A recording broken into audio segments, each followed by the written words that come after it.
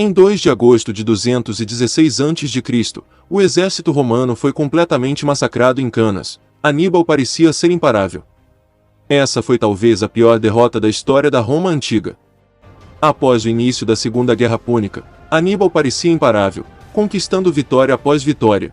Aníbal chegou à Itália atravessando os Pirineus e os Alpes. Ele rapidamente conquistou grandes vitórias sobre os romanos em Trébia e no Lago Trasimeno. Após essas derrotas humilhantes, os romanos nomearam Fábio Máximo como ditador. Fábio decidiu fazer uma guerra de atrito contra Aníbal, e durante muito tempo sua estratégia funcionou, dando tempo para que os romanos se reagrupassem e formassem um grande exército. No entanto, muitos romanos não apoiavam as táticas de Fábio, e preferiam lançar um ataque direto contra o exército cartaginês. Então, quando o mandato de Fábio terminou, o Senado decidiu não renovar seu mandato, e o comando passou para os 2 novos cônsules, Cneo Servilio Gêmino e Marcus Atilius Regulus. E em 216 Caio Terêncio Varrão e Lúcio Emílio Paulo foram eleitos os novos cônsules. Eles receberam um exército gigante para enfrentar diretamente Aníbal. Políbio escreveu: o Senado decidiu trazer 8 legiões para o campo, o que nunca havia sido feito em Roma antes, cada legião consistindo de 5.000 homens além de aliados. A maioria de suas guerras são decididas por um cônsul e 2 legiões, com sua cota de aliados, e raramente empregam todos os 4 ao mesmo tempo, e em um serviço. Mas nesta ocasião, tão grande era o alarme e terror do que aconteceria, eles resolveram trazer não apenas 4, mas 8 legiões para o campo. É dito que o número total de soldados chegava a 100.000, estimativas modernas colocam entre 50 a 80.000. Cada cônsul comandaria 4 legiões, mas ao que parece, os cônsules revezavam o comando diariamente, por isso a culpa pela derrota tradicionalmente ficou com Varrão, que era o comandante do dia, mas ao que parece, devido ao tamanho do exército, os 2 cônsules devem ter comandado nesse dia, um em cada ala. Um fato que pode nos ajudar a provar isso, é de que Varrão foi perdoado após essa derrota. Se fosse apenas ele no comando, dificilmente seria perdoado. Em 216 a.C., Aníbal tomou o importante depósito de suprimento em Canas, na Apulia. Como Políbio observou, a captura de Canas causou grande comoção no exército romano, pois não era apenas a perda do lugar e dos estoques que os afligiam, mas o fato de comandar o distrito circundante. Assim, os cônsules resolveram marchar para o sul, desejando enfrentar Aníbal diretamente. Após 2 dias de marcha, eles chegaram perto dele. É dito que Varrão era um homem imprudente e arrogante, e que estava determinado a derrotar Aníbal. Quando os romanos se aproximaram de Canas, alguns da infantaria leve e cavalaria de Aníbal os emboscaram. Varrão repeliu o ataque e continuou a caminho de Canas. Esta pequena vitória sem valor estratégico duradouro, reforçou muito a confiança do exército romano, talvez levando ao excesso de confiança por parte de Varrão. Paulo, no entanto, não queria marchar diretamente contra Aníbal. Ao contrário de Varrão, ele era prudente e cauteloso, e acreditava que era tolice lutar em campo aberto, apesar da força numérica dos romanos. Apesar dessas dúvidas, Paulo achou imprudente retirar o exército após o sucesso inicial e se manteve acampado próximo, 2/3 em um acampamento, e o restante em outro. De acordo com Políbio, a cavalaria de Aníbal cavalgou até a borda do acampamento romano, causando estragos e interrompendo completamente o suprimento de água para o acampamento menor. Na manhã da batalha, quando as forças se reuniram, um oficial cartaginês chamado Gisgo teria dito a Aníbal que o tamanho do exército romano era surpreendente. Há uma coisa, Gisgo, ainda mais surpreendente, Aníbal respondeu friamente, que você não percebe. Ele então explicou: em todos esses grandes números diante de nós, não há um homem chamado Gisgo, provocando risos que se espalharam pelas fileiras cartaginesas. Os números antigos não são muito confiáveis em nenhuma batalha, mas ao que parece, os cartagineses tinham de 40 a 50.000 soldados, em sua maioria mercenários, mesmo o exército contando com várias nacionalidades diferentes. Todos respeitavam Aníbal. Isso fez com que eles se mantivessem unidos. Os romanos usavam seus equipamentos típicos, enquanto o exército de Aníbal tinha vários tipos de armas, armaduras e escudos diferentes. Um dos pontos mais fortes do exército cartaginês era sua cavalaria, principalmente os temidos cavaleiros númidas. Aníbal havia montado suas forças com base nas qualidades de combate particulares de cada unidade, levando em consideração seus pontos fortes e fracos. Atrás da infantaria Aníbal colocou lanceiros espanhóis. Ele colocou os ibéricos, celtiberos e gauleses no meio, alternando a composição étnica entre hispânicos e gauleses na linha de frente, com ele na frente e no centro ao lado de seu irmão Mago. Asdrúbal liderou a cavalaria hispânica e gaulesa à esquerda do exército cartaginês. Ao colocar o flanco de seu exército na esquerda, Aníbal impediu que este flanco fosse sobreposto pelos romanos mais numerosos. Asdrúbal tinha de 6 a 7 mil cavaleiros, e Hanão tinha 4 mil númidas à direita.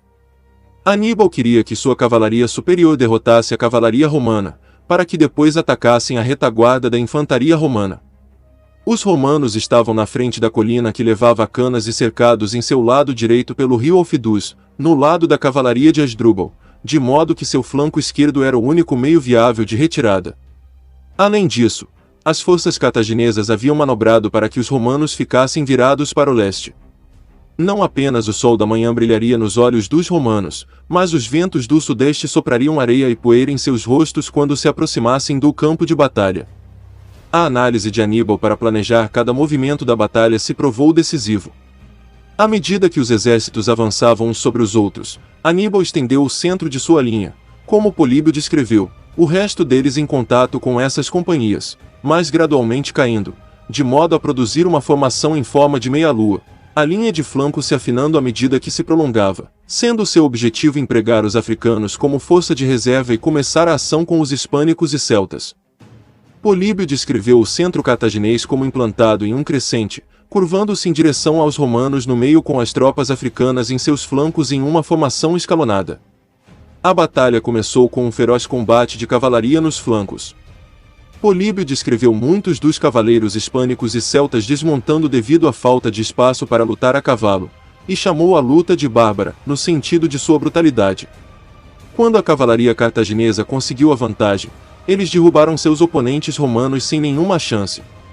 No outro flanco, os númidas ficaram de uma maneira que apenas manteve a cavalaria aliada romana ocupada. Quando Asdrúbal foi com sua cavalaria, a cavalaria aliada romana recuou, com os númidas os perseguindo. Enquanto a cavalaria cartaginesa derrotava os cavaleiros romanos, as infantarias de ambos os lados avançavam uma em direção à outra no centro do campo de batalha. O vento do leste soprou poeira nos rostos dos romanos e obscureceu sua visão. Embora o vento não tenha sido um fator importante, a poeira que ambos os exércitos criaram teria sido potencialmente debilitante à vista. Embora a poeira atrapalhasse, os soldados ainda poderiam ver outras pessoas próximas. A poeira, no entanto, não era o único fator psicológico envolvido na batalha. Por causa do local de batalha um tanto distante, ambos os lados foram forçados a lutar cansados, pois não poderiam dormir adequadamente. Outra desvantagem romana foi a sede causada pelo ataque de Aníbal ao acampamento romano no dia anterior. Todos esses fatores psicológicos tornaram a batalha especialmente difícil para os soldados de infantaria. A infantaria leve de ambos os lados entrou em combate sem vencedor, causando poucas baixas e rapidamente se retirando das fileiras de sua infantaria pesada. Quando a infantaria pesada romana atacou, Aníbal ficou com seus homens no centro fraco e os manteve juntos em uma retirada controlada. O crescente de tropas hispânicas e gaulesas se curvaram para dentro enquanto se retiravam gradualmente. Sabendo da superioridade da infantaria romana, Aníbal havia instruído sua infantaria a se retirar aos poucos, criando um semicírculo ainda mais apertado em torno das forças romanas. Ao fazer isso, ele transformou a força da infantaria romana em uma fraqueza. Enquanto as fileiras da frente avançavam gradualmente, a maior parte das tropas romanas começou a perder sua coesão, à medida que as tropas das linhas de reserva avançavam para as lacunas crescentes. Logo estavam tão compactados que tinham pouco espaço para manejar suas armas. Ao pressionar tanto em seu desejo de destruir a linha em retirada e aparentemente em colapso das tropas hispânicas e gaulesas, os romanos ignoraram as tropas africanas que estavam descomprometidas nas extremidades projetadas desse crescente agora invertido.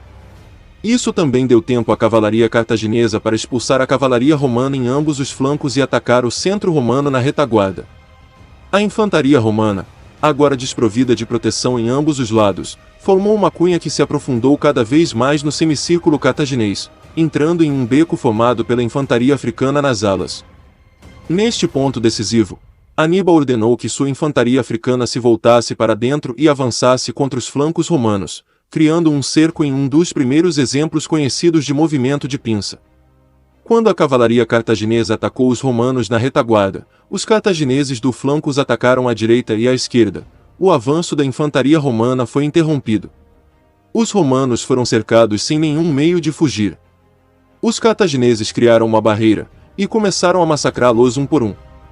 Políbio escreveu: como suas fileiras externas foram continuamente cortadas, e os sobreviventes forçados a recuar e se amontoar, eles finalmente foram todos mortos onde estavam. Como Lívio descreveu, tantos milhares de romanos estavam morrendo. Alguns, a quem suas feridas, beliscadas pelo frio da manhã, haviam despertado, enquanto se levantavam, cobertos de sangue, do meio dos montes de mortos, foram dominados pelo inimigo. Alguns foram encontrados com suas cabeças enterradas na terra que haviam escavado, tendo assim, como parecia, feito covas para si mesmos e se sufocando. Victor Davis Hanson afirma que quase 600 legionários foram massacrados a cada minuto até que a escuridão trouxesse fim ao derramamento de sangue. Políbio escreve que da infantaria romana e aliada, 70.000 foram mortos, 10.000 capturados e talvez 3.000 sobreviveram. Ele também relata que da cavalaria romana e aliada de 6.000, apenas 370 sobreviveram. Lívio escreveu: disse que 45.500, 2.700 cavalos, havendo um número igual de cidadãos e aliados, foram mortos.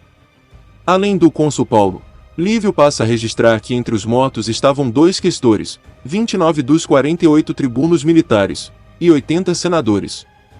Lívio registrou as perdas de Aníbal em cerca de 8.000 de seus homens mais corajosos.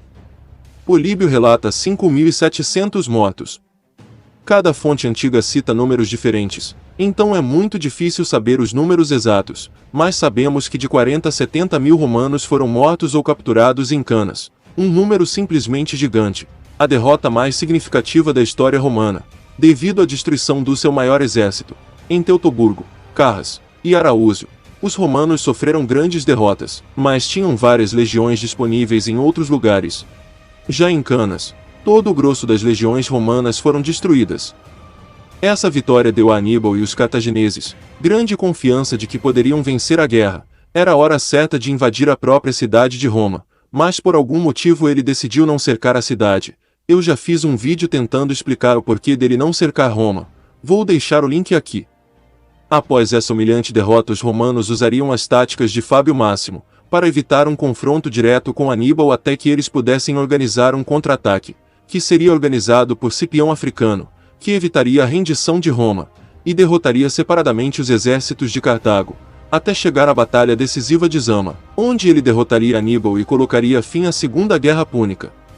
O historiador militar Theodor Heirault Dodd escreveu: poucas batalhas dos tempos antigos são mais marcadas pela habilidade do que a Batalha de Canas. A posição era tal que colocava todas as vantagens do lado de Aníbal. A maneira pela qual o hispânico e gaulês, longe de ser perfeito, foi avançado em uma cunha no escalão, foi primeiro mantido lá e depois retirado passo a passo, até atingir a posição inversa. O avanço no momento adequado da infantaria africana, e sua roda direita e esquerda sobre os flancos dos legionários romanos desordenados e lotados, está muito além do elogio. Toda a batalha, do ponto de vista cartaginês, é uma obra de arte consumada, não tendo exemplos superiores, poucos iguais, na história da guerra. Will Durant escreveu: foi um exemplo supremo de generalato, nunca superado na história, e estabeleceu as linhas de táticas militares por 2000 anos. A tática de Aníbal em Canas foi uma das mais bem-sucedidas da história, uma vitória que colocaria medo nos romanos por muitos séculos. Aníbal no momento parecia imparável. O mais incrível foi como os romanos continuaram lutando mesmo após esse massacre, recusando até mesmo a paz, e querendo se manter na guerra enquanto eles não conseguissem a vitória. Quando se fala das maiores derrotas de Roma, certamente as que a maioria das pessoas pensam, são nas batalhas de Canas, Carras e Teutoburgo, mas a batalha de Araúzia foi quase tão sangrenta quanto a de Canas, e uma derrota bem maior que em Carras e Teutoburgo. No final do século II a.C., Roma teve que enfrentar diversos movimentos migratórios de bárbaros vindos do norte, como os cimbros e teutões. Esses dois povos foram incorporando as tribos derrotadas ao seu exército. Eles contavam com 800.000 pessoas, e formaram uma força de 200.000 homens para invadir o território romano. Eles fizeram emboscadas a pequenos grupos de soldados romanos, e também incitaram outras tribos a invadirem a república. Uma emboscada a um pequeno contingente de tropas romanas, e uma rebelião temporária em Tolosa convenceram o Senado romano a mobilizar suas forças para enfrentar os invasores. Depois de recuperar Tolosa partindo da Gália Narbonense, o procônsul Quinto Servilio Cepião adotou uma estratégia defensiva, esperando que os bárbaros entrassem novamente em território romano, o que aconteceu em outubro de 105 a.C. O cônsul Mário Máximo, com o seu exército consular, marchou para se juntar a Cepião às margens do Ródano e os dois tinham a missão de encerrar, de uma vez por todas, a ameaça de Cimbros e Teutões. Mesmo antes da batalha começar, os romanos estavam em apuros. O mais velho dos dois cônsules do ano, Públio Rutílio Rufo, era um soldado experiente e altamente condecorado, veterano da recente guerra na Numídia, mas por algum motivo não se encarregou da campanha militar, e permaneceu em Roma enquanto seu inexperiente colega Mário Máximo liderou as legiões para o norte. As razões para Rutílio não assumir o comando não são conhecidas. Talvez ele tenha enfrentado oposição política por causa de sua amizade com Caio Mário, ou talvez ele acreditasse que Mário Máximo merecia a chance de ganhar uma parte da glória. Como cônsul do ano, Máximo superava Cepião e, portanto, deveria por lei ter sido o comandante sênior dos exércitos combinados. No entanto, Cepião recusou-se a servir sob seu comando e acampou na margem oposta do rio. Enquanto isso, o cônsul enviou a sua cavalaria, cerca de 5.000 ginetes, sob as ordens de Marco Aurélio Escauro, para um outro acampamento, a 35 milhas para o norte, com o objetivo de vigiar e desanimar os germânicos, mas o efeito foi o contrário do pretendido. Este novo acampamento foi cercado, invadido e tomado. Escauro foi capturado vivo e levado preso até Boiorix, rei dos Cimbros. De forma arrogante, Escauro afirmou que Boiorix deveria fugir antes que seu povo fosse destruído pelos romanos. O rei, furioso, ordenou que ele fosse executado. Cepião, no entanto, só atravessou o rio por ordem direta do Senado, mas mesmo assim insistiu em ter um acampamento separado e ignorou ordens de Mário Máximo. A visão dos dois exércitos romanos provocou hesitação em Boiorix, que deu início às negociações com o cônsul. Cepião foi motivado a agir pelo pensamento de que Máximo poderia ter sucesso nas negociações e ganhar todo o crédito por uma negociação bem-sucedida. Ele iniciou um ataque ao acampamento cimbrio em 6 de outubro. Mas seus soldados foram aniquilados, pela feroz defesa dos cimbros que queriam defender suas famílias que estavam com eles. Os cimbros também conseguiram saquear o acampamento de Cepião, que ficou praticamente indefeso. Cepião conseguiu escapar sem ferimentos. Com um grande impulso na confiança de uma vitória fácil, os bárbaros então passaram a atacar a força comandada por Máximo. Já em baixa devido à briga interna dos comandantes, esta força romana também testemunhou a destruição completa de seus colegas. Em outras circunstâncias, o exército poderia ter fugido, mas o mau posicionamento do acampamento os deixou de costas para o rio. Muitos tentaram escapar naquela direção, mas cruzar o rio teria sido difícil com armaduras. O número de romanos que conseguiram escapar foram muito poucos. Isso inclui os servos e seguidores do acampamento, que geralmente eram pelo menos metade do número das tropas reais. Lívio declara que os romanos perderam 80.000 soldados e 40.000 servos e seguidores do acampamento mortos, uma derrota tão esmagadora quanto em Canas. Roma era uma nação guerreira e acostumada com derrotas militares. No entanto, a recente série de derrotas que terminaram na calamidade de Araúzio foi alarmante para todo o povo de Roma. A derrota os deixou não apenas com uma escassez crítica de mão de obra e equipamentos militares perdidos, mas também com um inimigo aterrorizante acampado do outro lado das passagens alpinas agora indefesas, e agora prontos para invadir a Itália. Em Roma, pensava-se amplamente que a derrota foi devido à arrogância de Cepião, e não a uma falha do exército romano, e a insatisfação popular com a classe dominante cresceu. Tanto o cônsul Mário quanto o procônsul Cepião sobreviveram e ambos foram julgados em Roma pela perda do exército, sendo despojados de todas as suas honras. Cepião foi condenado ao exílio. Logo depois da vitória, os cimbros enfrentaram os arvernos e, após uma dura luta, partiram para os Pirineus, em vez de marchar imediatamente para a Itália. Isso deu aos romanos tempo para reorganizar e eleger o homem que se tornaria conhecido como o Salvador de Roma. A derrota inspirou o Senado e o povo de Roma a deixarem de lado as leis que impediam que uma pessoa fosse cônsul por 2 vezes no intervalo de 10 anos, e imediatamente elegeram o grande general Caio Mário, o vencedor da Guerra de Jugurta, como cônsul, apenas 3 anos depois de seu primeiro consulado. Em seguida, Mário foi reeleito para mais 3 mandatos sucessivos para que pudesse continuar a guerra sem impedimentos.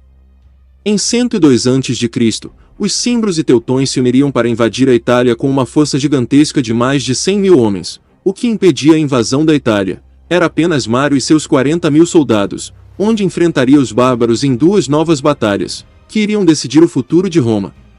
E na sua opinião, qual foi a pior derrota de Roma? De acordo com algumas fontes, a Batalha de Araújo pode ter sido a mais sangrenta, e tudo foi devido à disputa de 2 homens que não eram bons comandantes. Se fosse um grande general logo no começo, é provável que teria derrotado os bárbaros ali mesmo. Mas foi Caio Mário o encarregado desta missão, o homem que é conhecido como o terceiro fundador de Roma, devido às suas reformas e vitórias militares, reformas que moldaram o exército romano. Marco Licínio Crasso era o homem mais rico de Roma.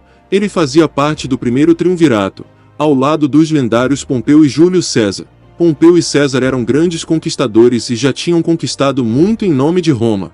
Eram 2 generais lendários e poderosos, ao contrário de Crasso, que apesar de ser o homem mais rico de Roma, não tinha glórias e nem conquistas militares. Apesar de ter derrotado os Spartacos em sua rebelião, a maior parte dessa glória ficou com Pompeu, que capturou os fugitivos. Crasso queria a glória. Ele viu a oportunidade de glória e mais riqueza no Império Parta. Ali ele queria superar as conquistas de todos os seus rivais. Crasso fez fortuna no mercado imobiliário romano e em outros negócios. Ao receber o comando das províncias orientais, Crasso passou a planejar a invasão da Pátia, que era a porta de entrada para as riquezas do Oriente, porém muitos romanos opuseram-se a esta campanha. Cícero chamou essa guerra de sem justificativa, porque a Pátia tinha um tratado com Roma. Apesar da oposição, Crasso deixou Roma em 14 de novembro de 55 a.C. Ele chegou à província da Síria no final de 55. E imediatamente começou a usar sua imensa fortuna para levantar um exército. Ele reuniu um exército de 35.000 legionários e 4.000 cavaleiros, incluindo 1.000 cavaleiros gauleses. Artavaz II da Armênia ofereceu a Crasso ajuda para a campanha, deixando que eles usassem seu território para invadir a Pártia e mais 16.000 cavaleiros e 30.000 soldados de infantaria como reforço. Crasso recusou a oferta e decidiu pegar o caminho mais longo pelo deserto da Mesopotâmia e assim capturar as grandes cidades da região. Esse seria um grande erro. O rei Orodes da Pártia dividiu seus exércitos e levou a maior parte das tropas para atacar os armênios e deixou o restante das suas forças, aproximadamente 9.000 arqueiros a cavalo e 1.000 catafractários, que eram a cavalaria pesada, sob o comando do general Surena, para atrasar o exército romano. Orodes nem imaginava que as forças de 10.000 soldados comandados por Surena seriam capazes de derrotar um exército bem maior, ainda mais por se tratar de um exército romano. Crasso recebeu a ajuda de um chefe árabe chamado Ariâmenes, que era amigo de Pompeu. Crasso confiou em Ariâmenes, sem saber que ele havia sido subornado pelos partas. Ele disse para Crasso atacar diretamente o inimigo, mentindo que os partas estavam fracos e desorganizados. Ele então levou os exércitos romanos até as partes mais hostis do deserto, onde não havia água. Crasso depois recebeu Artavazdes, o rei da Armênia. O rei disse a Crasso que a maioria do exército inimigo estava na Armênia e implorou por sua ajuda. Crasso ignorou a mensagem e continuou a avançar pela Mesopotâmia. Crasso mais uma vez se mostrou um péssimo comandante e não confiou em seu aliado da Armênia 2 vezes. Ele encontrou as forças de Surena próximo à cidade de Carras. Seu general Cássio aconselhou a colocar seu exército em formação tradicional de batalha, com a infantaria no centro e a cavalaria nos flancos. De início, Crasso concordou, mas logo mudou a formação para um quadrado, sendo cada lado formado por 12 coortes. Essa formação o protegeria caso o inimigo tentasse flanqueá-lo, mas o exército ficaria sem mobilidade. As forças romanas então avançaram. Os generais de Crasso aconselharam a montar acampamento e atacar pela manhã a fim de descansar seus homens. Públio, o filho de Crasso, estava ansioso para lutar e convenceu Crasso a atacar imediatamente. Esses seriam outros erros de Crasso, a sua formação, e não ter montado acampamento. Os partas passaram a intimidar os romanos. Primeiro soaram tambores e outros instrumentos, e gritos, a noite inteira. Surena então ordenou sua cavalaria pesada a avançar, mas os romanos firmaram posição. Apesar de Surena ter planejado um ataque frontal às linhas romanas, ele não achava que isso faria os romanos saírem de formação, então ele apenas cercou o exército romano. Crasso enviou lançadores para afastar os arqueiros a cavalo do inimigo, mas eles tiveram de recuar sob pesado ataque. Os arqueiros partas passaram então a lançar uma chuva de flechas sobre as legiões romanas. A densa formação romana garantiu que cada flecha acertasse um alvo, já que as pesadas flechas partas atravessavam os escudos romanos, porém não matavam, mas causavam grandes ferimentos. Os romanos tentaram avançar contra os partas, mas os arqueiros e cavaleiros sempre fugiam atirando quantidades maciças de flechas enquanto recuavam. Os legionários em formação de testudo colocavam os escudos sobre o corpo numa formação maciça para protegê-los das flechas, mas ficavam sem mobilidade. Os partas exploraram essa fraqueza e atacaram as linhas romanas, causando pânico e infligindo pesadas baixas. Quando os romanos abandonavam a formação para revidar, os catafractários recuavam e os arqueiros começavam a atirar suas flechas novamente. Crasso achava que suas legiões poderiam segurar os ataques partas até as flechas acabarem. Mas, Surena estava preparado e trouxe centenas de camelos que carregavam flechas extras. Após saber disso, Crasso mandou que seu filho Públio levasse alguns cavaleiros gálicos para afastar a cavalaria arqueira inimiga. Os arqueiros então recuaram, mas após sofrer pesadas perdas, a cavalaria de Crasso foi atacada pelos catafractários partas. Os cavaleiros arqueiros partas flanquearam os gauleses e não os deixaram fugir. Públio e seus homens acabaram sendo massacrados. Crasso, sem saber da morte do filho, mas percebendo o perigo, ordenou que um de seus generais atacasse. Ele depois foi confrontado com a cabeça do filho numa lança. Os partas começaram a cercar a infantaria romana, disparando de todas as direções, enquanto os catafractários atacavam e quebravam a formação inimiga. O ataque parta não parou até o anoitecer. Os romanos estavam sendo massacrados. Crasso, abalado com a morte do filho, ordenou uma retirada até a cidade de Carras. Crasso foi covarde e deixou seus companheiros feridos para trás, que seriam capturados pelos partas. No dia seguinte, Surena enviou uma mensagem aos romanos oferecendo uma trégua, permitindo que as legiões romanas recuassem em segurança até a Síria, em troca de todos os territórios em disputa ao leste do Eufrates. Crasso não queria se encontrar com os diplomatas partas, e não queria acordos. Ele só concordou em fazer um acordo após seus soldados ameaçarem uma revolta. A reunião não sairia bem como os partas falaram, e após um desentendimento, Crasso seria morto de maneira brutal. Consta que os partas, sabendo do notório apreço de Crasso por dinheiro, teriam derramado ouro derretido pela sua garganta, matando-o dessa forma. Os romanos remanescentes em Carras tentaram fugir, mas foram surpreendidos pelos partas e poucos escaparam. Os romanos sofreram pelo menos 20.000 baixas e outros 10.000 homens foram capturados ou desapareceram. Essa batalha foi uma das maiores derrotas sofridas por um comandante romano. Enquanto vários romanos morreram ou foram capturados, os partas perderam poucos homens. Após esse combate, os partas aumentaram sua confiança em batalha contra os romanos, e iriam tentar se expandir mais rumo ao ocidente. A morte de Crasso iria culminar no fim do primeiro triunvirato, o que faria ocorrer uma guerra civil entre Pompeu e Júlio César. Nessa humilhante derrota, Crasso fez um ensinamento do que um comandante não pode fazer. Se ele tivesse aceitado a ajuda do rei da Armênia e não tivesse confiado em Ariâmenes, as coisas seriam muito diferentes. As ambições de Crasso causaram a sua própria queda. Após esse combate, várias outras guerras entre romanos e partas iriam ocorrer. Generais como Pompeu e César jamais iriam fazer as escolhas que Crasso fez. Eles teriam estudado melhor o inimigo, não deixariam o rei da Armênia sem ajuda. e com certeza investiriam em uma grande cavalaria e não confiaria em estrangeiros. Pretendo fazer um vídeo sobre os soldados capturados. Tenho uma teoria de que eles fugiram para a China e até batalharam com soldados da dinastia Han. O Império Romano estava logo no começo de seu auge, e desejava se expandir mais. O imperador Augusto iniciou uma campanha de expansão e conquistou a Dalmácia, Pannonia, Nórica e Récia. Também anexou o Egito e avançou sobre a Espanha, a África e a Gália.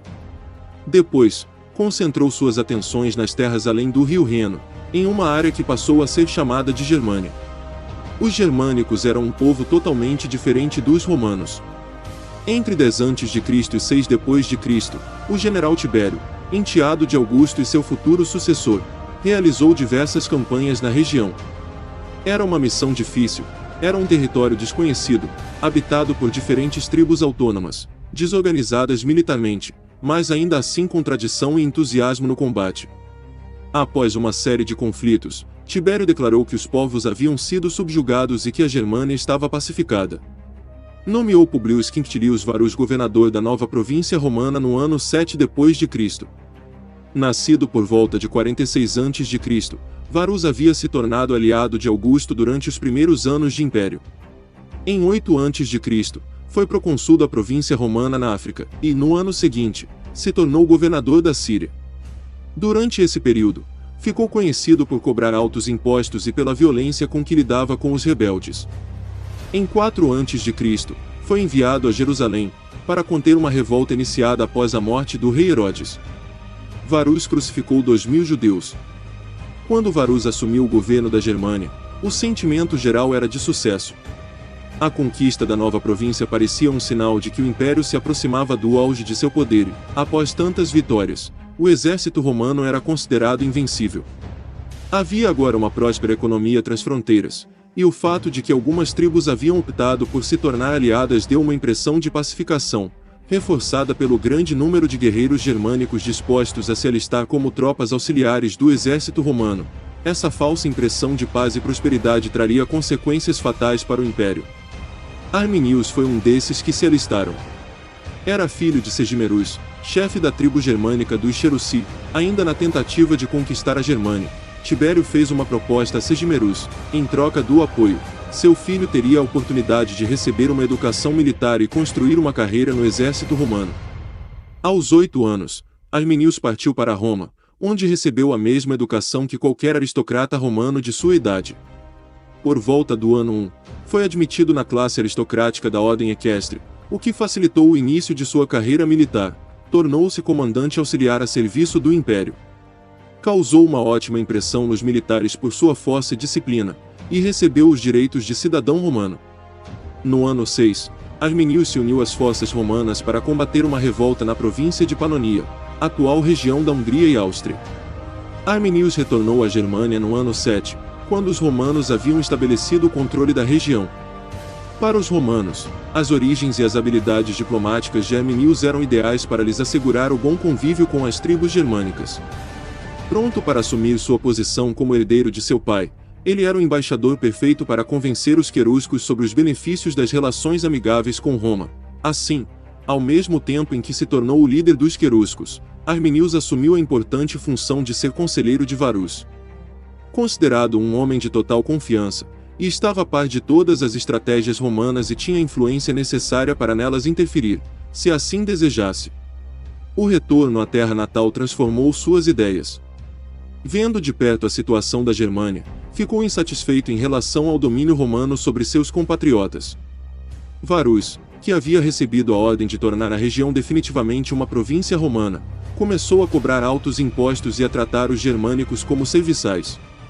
Não se sabe quando exatamente Arminius decidiu se voltar contra os romanos. O grande catalisador pode ter sido algo que aconteceu durante seus primeiros anos em Roma, as guerras brutais na Pannonia ou um incidente que ele presenciou após a volta à Germânia. O fato é que, no ano 9, ele passou a pôr em prática seu plano. Ele tinha uma enorme vantagem. Havia aprendido tudo sobre os romanos, conhecia suas estratégias e pontos fracos. Para colocar o plano em ação, a primeira tarefa de Arminius era unir as pessoas cetas chefes de tribos germânicas conhecidos por serem contrários ao domínio romano. Era a parte crucial e a mais perigosa. Sem o apoio de outras tribos, os Cherusci não conseguiriam derrotar as forças de Varus. Além disso, ao recrutar seus aliados, Arminius corria o risco de que um traidor dedurasse seus planos ao governador. O passo seguinte foi escolher o local ideal para o ataque. Arminius sabia que, em setembro daquele ano, Varus deixaria seu acampamento de verão, localizado próximo à atual cidade de Minden, em direção ao acampamento de inverno, em Alter, ao norte do rio Reno. Levaria com ele suas 3 legiões 17, 18 e 19, que, com as forças auxiliares, totalizavam até 36.000 homens. Como conselheiro do governador, Arminius também faria parte desse grupo. Não eram apenas eles, familiares e pessoas que seguiam o acampamento acompanhavam o grupo, assim como auxiliares germânicos, totalizando talvez mais 10.000 pessoas. Conhecendo bem as matas do noroeste da Germânia, Arminius elegeu a floresta de Teutoburgo como o cenário perfeito. Localizada no meio do caminho a ser seguido por Varus, a região era desconhecida pelos romanos. Bosques impenetráveis, caminhos estreitos e chuvas frequentes tornavam a movimentação difícil e era o local ideal para seu plano. Arminius, então, reuniu seus homens e os preparou para uma fulminante ação de guerrilha. Plenamente consciente de que ele não poderia conduzir uma campanha prolongada, Arminius decidiu que qualquer combate precisava ser resolvido rápida e decisivamente, antes que a superioridade das forças romanas se tornasse um fator decisivo. Em meio aos preparativos para iniciar a marcha em direção a Alter, Varus recebeu a visita de Arminius, que avisou Varo de uma revolta germânica, a qual deveria ser suprimida o mais rápido possível. Um suposto conflito tribal na desconhecida região de Calcriese, próxima a Alter. Segundo ele, a presença de Varus era essencial para restaurar a paz. Assim, seria necessário fazer uma pequena alteração do caminho em direção a Calcriese antes de seguir para o destino final. Varus, então, mobilizou todo o acampamento para a viagem. Durante o percurso, o líder germânico Segestes, que fazia parte dos homens de confiança de Varus, o alertou de que Arminius planejava um ato de traição. Mas foi ignorado pelo governador, que julgava conhecer bem seus aliados. Subestimando os germânicos e confiando na força de suas legiões, Varus marchava confiante pelos caminhos da floresta de Teutoburgo, que levavam a Calcriese. Mas os obstáculos logo começaram a aparecer. Eles tinham que ficar em uma trilha estreita de bancos de areia, e de cada um dos lados havia um ambiente de floresta pantanosa com locais de passagem muito difíceis. Parecia que a coluna romana tinha que ficar mais estreita. Os soldados romanos estavam acostumados a marchar 6 ou 8 lado a lado. Eles tiveram que mudar e marchar de 2 lado a lado. Além disso, como estavam acompanhados por mulheres e crianças, e carregando os objetos que levariam ao acampamento, os soldados eram obrigados a andar ainda mais devagar. Arminius conseguiu escapar da marcha e se juntar aos guerreiros germânicos, que o aguardavam em um local combinado. Quando os romanos alcançaram um ponto da trilha próximo à cidade atual de Osnabrück, cerca de 30.000 germânicos, localizados em cima de uma colina, receberam a ordem para o ataque. Ao perceber que os soldados romanos não conseguiriam reagir, todos os germânicos deixaram seus esconderijos nas colinas e partiram para um ataque mais próximo, atacando e matando centenas de vítimas. Estima-se que no ataque inicial metade dos que marchavam com Varus tenham sido mortos. Mas não acabou aí. Os sobreviventes conseguiram se reunir. Mas já era um caso perdido. Nos dias que se seguiram, ataques relâmpago derrotaram grupos menores formados por romanos que haviam escapado. Na segunda noite, a coluna principal liderada por Varus estabeleceu uma rota de fuga. Mas caiu em uma segunda emboscada. Eles marcharam em direção a uma colina em Calcriese, mas se depararam com uma muralha de madeira erguida pelos germânicos e foram novamente trucidados. Para evitar que fossem capturados ou mortos pelos germânicos, Varus e seus comandantes cometeram suicídio. Dos até 30.000 romanos, apenas poucas centenas conseguiram chegar à base romana em Alter e sobreviveram. Do lado germânico, as baixas foram mínimas. Dos seus estimados 32.000 guerreiros, apenas cerca de 1.000 padeceram. Outros sobreviventes romanos foram escravizados, sacrificados em nome dos deuses germânicos, enterrados vivos ou crucificados. A cabeça de Varus foi cortada e enviada a César Augusto, que, diante da perda de cerca de 10% das forças romanas de uma só vez, teria gritado durante vários dias: Varus, devolva minhas legiões. A Batalha da Floresta de Teutoburgo ficaria conhecida como a grande derrota de Roma Imperial e um dos conflitos mais decisivos já registrados na história militar. Mas havia dois homens que não iriam deixar essa derrota sem uma vingança assustadora. Um desses homens era Tibério, e o outro era Nero Cláudio Druso, que ficaria conhecido como Germânico, devido às suas campanhas e várias vitórias que teria contra esses povos germânicos, recuperando duas águias perdidas na Batalha de Teutoburgo.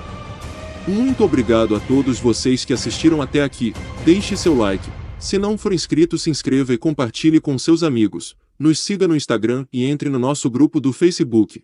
Um forte abraço e até o próximo vídeo se Deus quiser.